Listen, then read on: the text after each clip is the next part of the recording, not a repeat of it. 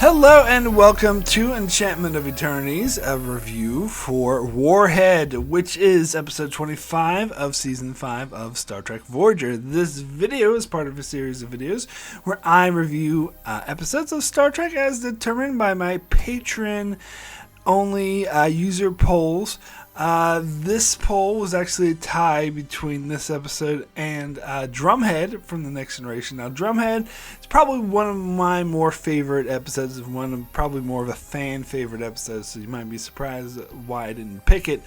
But I actually wanted to review this episode because I don't know when else I'll have a chance, because it's unlike Drumhead, it's a very underrated episode. It's underappreciated, in my opinion, and it's always been one of my favorite Voyager episodes. Now, I put this in my Voyager top 10 once, even though in retrospect I don't think it's not that good. Like, it doesn't belong to be that high, but I just wanted to show it some appreciation because I don't think it gets enough appreciation. Anyway, Warhead is the episode where Voyager, or Harry Kim specifically, discovers a intelligent life form in distress, so they take it on board the ship to try to heal it, but then find out it's actually a weapon of mass destruction, and this weapon of mass destruction, once it realizes what it is, who is actually an artificial intelligence, it takes over Voyager and takes Harry, Kim, and B'Elanna hostage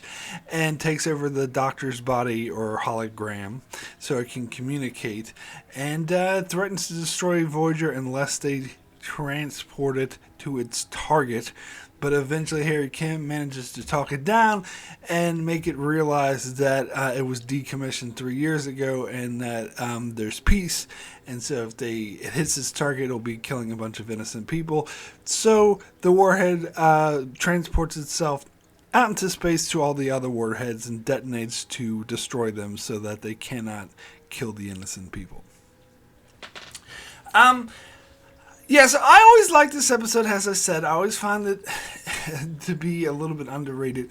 First of all, I think this is one of the more suspenseful episodes of Voyager. I think it's one that does suspense really well. Like, I was on the edge of my seat the whole time. Like, I felt invested and involved, even though, the target is just some unseen, unknown alien species we don't know or care about. But because of the way they involve the characters of Harry, Kim, and B'Elanna and the Doctor in the situation, it makes it that much more sort of intense. And I do think this is one of the most intense episodes of Voyager. I think it pulls it off extremely well. And let me just stop beating around the bush here and get to why I really love this episode. The performances, particularly that of Robert Picardo, who plays the Doctor, or in this case, he plays the Warhead, the artificial AI, and Garrett Wang, who plays Harry Kim, who I think is a severely underrated actor. In fact, when I did this video once about my favorite and least favorite actors, and I got so many comments saying, Garrett Wang, Garrett Wang, who plays Harry Kim, should be on the worst list. And I very vehemently and very strongly and adamantly disagree with that. I think that he was actually a really great actor. In fact, I always point to this episode as an example. Look, watch Warhead. He's fucking amazing. I just think, and this is well documented, the writers screwed his character. Like, it's funny because this episode in particular, they talk about Harry Kim, how he's ambitious and how he's going to rise through the ranks. And Tom Paris is like, oh, well, when you rise above me, be sure to remember the little guy. Yet the joke is he never gets promoted. And that's a whole other thing because, Garrett Wang even went to Brennan Braga, the showrunner at the time, and like, look, why am I still an ensign? And he's like, well, somebody has to be the ensign. Like, that's the dumbest fucking thing I've ever heard of. They should have definitely promoted him. I mean, Paris got demoted and promoted again while Harry Kim is yet to get promoted. So it makes me take that scene when they're talking about how Harry's going to rise to the ranks less seriously. He should be a fucking lieutenant already. But anyway, somebody has to be the ensign. That's the dumbest fucking thing I've ever heard. But anyway, regardless of that, Garrett Wang is actually a great actor. The writers kind of often would underplay or screw Harry Kim and not write him well or not give him much to do. But when they did write him correctly, you can really see what a great actor Garrett Wang is, and this is a prime example of that, because this is a well-written story for Harry Kim. But more to the point is Robert Picardo. Hats off to Robert Picardo. Like, his performance in this episode is what makes this episode. I mean, I talked about how suspenseful and edge of your seat and intense it is. That's almost entirely due to Robert Picardo's performance as the bomb, as the AI that takes over the Doctor's hologram thing. Like, his performance here is absolutely amazing. And that's something I believe Brennan Braga actually agreed with, that he thought he was blown away by Robert Picardo's performance in this episode. And I think, again, it's underrated. Like, not enough people talk about it. And, like, the way he would yell, like, everyone on board will be killed! Like, that was just... I'm sorry, I would take that over a lot of movie villains who, they come off as kind of fake and forced, where and he felt like the way he played this bomb, this smart bomb, you empathize with it. Like, you could get into his mindset, and that's an amazing fucking performance. And the way he was like, I have to reach my target. And again, you have the interactions between him and Harry Kim, which again is from... So, it's not just from a suspense standpoint, an edge of your seat standpoint, but it's also mainly, and this is what really gets me to love this episode, it's from an actor's standpoint. Like, this isn't acting. If you love acting, you should love this episode, because the performances between Harry Kim and the Doctor, or the AI, the Warhead, were just like amazing pieces of a performance. Like, it was so golden. And again, the suspense built around that really works. Like, you really feel like Voyager's, and then even though intellectually, of course, it's not going to destroy Voyager, but you feel like it's in danger. You feel the stakes. You feel that it's this unhinged, artificial, intelligent warhead that's just like, you do what I say or I'll fucking blow you up. Like, it's funny because this is, of course, this episode is pre 9/11. Otherwise, it would be like a really sort of intense message about suicide bombs. Of course, suicide bombers did exist before 9/11. It was still a thing. So it's still around. So I do think that at least that was it was what I imagine. It's what invokes me when I watch this episode, is kind of a suicide bomber type situation. Because, if the warhead detonates, he'll kill himself, basically. But he feels that's his whole purpose in life, and that's what he's meant to do, which is what a lot of suicide bombers feel like. And basically, Harry Kim breaks it down that he was just fed propaganda by his programmers, which you could also say about suicide bombers, that they're often just fed propaganda from their programmers or from their recruiters, and saying how they'll go to heaven and get all these virgins or whatever, or that their enemy is evil and needs to die, and so their whole purpose in life becomes to kill a bunch of people, even if that means their own death. And so Harry Kim, I think this is a really well written episode. I'm going to repeat that. Like, this is why the combination of Garrett Wang's great acting and they actually wrote Harry Kim well for once, where he is able to embody what Star Trek stands for. That he talks the Doctor down, or the Warhead down, and is basically talking a suicide bomber down by making him realize that there is more to his life than simply killing people. But ultimately, and this is a great touching scene, he does give his life, but to save people, not to kill people. It was very touching. Now, you could argue he killed the other artificial intelligent bombs, which are intelligent beings, they're alive, but they just want to kill themselves so they can kill like billions of people. So he saved billions of people by sacrificing himself rather than killing billions of people.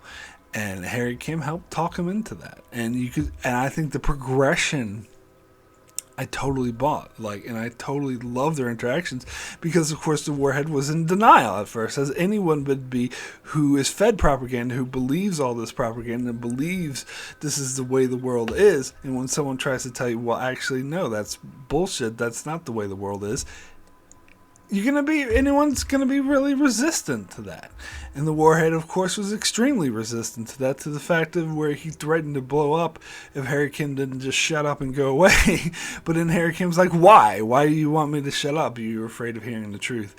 And eventually, they show him, Harry Kim shows him the hard evidence that makes him reconsider his position. I totally bought that.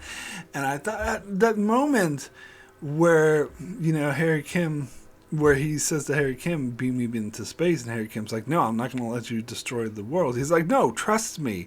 I got something else in mind. And Harry Kim's like, what? He's like, well, I am a weapon of mass destruction. Basically implying that he's going to blow up the other bombs. And that was they managed to make this a really touching moment. I actually love how they managed to take this missile. It was just a prop, basically, that made a lot of beeps in the first half of the episode, going beep, beep, beep. And they managed to make him a well-rounded, sympathetic, believable character. And of course, a lot of this has to do with Robert Picardo's performance. How once they took him out of that thing where it wasn't just beeping, where you could actually see Robert Picardo portray this Warhead in its anger, is you shouldn't have done that. Not only was he a very effective, menacing villain, but he was a believable character. And that's a feat. That's actually really impressive that the show managed to do that. And you got a lot of ins and outs, of course, it reminds me of the episode Power Play in a bit, the way that Janeway tries to come up with a rescue plan that ends up failing and just pisses off the hostage taker anymore. And the fact that it's a hostage situation, it reminds me of TNG episode Power Play. And then they had that failed attempt, which just gives them more hostages. It gives them 7 of 9, who he really, really damages, really fucks up in this episode. So, yeah, and it made it more interesting. And also I gotta mention the interplay between Janeway and Robert Picardo, how, as I touched on earlier, the way they threaten her, and, he's like, you do what I say or everyone else will be killed! And Janeway's just like, no, I'm not gonna do what you say, because if you blow up now, you're gonna fail your mission anyway, so fuck you. That kind of interaction was also golden. It was just so well done, to building the tension. Now, a lot of people like to compare this to the season 2 episode of Voyager, Dreadnought, which came out first before this episode. So a lot of people kind of think, they're just doing the same thing that they already. Didn't we already do this whole thing about an artificial intelligent missile destroying some innocent people, and Voyager has to talk it down and stop it? I mean, that basic premise is the same, sure, but once you get into the details, it's an entirely different episode. And frankly, I think this episode is way better. I never really cared for that Dreadnought episode. Now, when I watched it again recently, I did appreciate it a bit more, so I wouldn't say it's a bad episode, but it's a totally different situation and I think it gets a bit repetitive then, where it's about B'Elanna. It has a totally different, you should say that basic structure. Ooh, it's a smart bomb trying to blow up these innocent people, but when you get into what the episode's actually about, it's totally, completely different. Because that episode is about B'Elanna having to confront a past mistake because she let her anger get the better of her and she created this bomb and it's fucking up. It's going to kill innocent people because of her own creation. So she's trying to stop it, and she has this battle of wits with basically herself because she's the one who programmed this bomb and its intelligence. And so she's fighting against her own intelligence to try to correct a mistake, and she's willing to give her life to do so.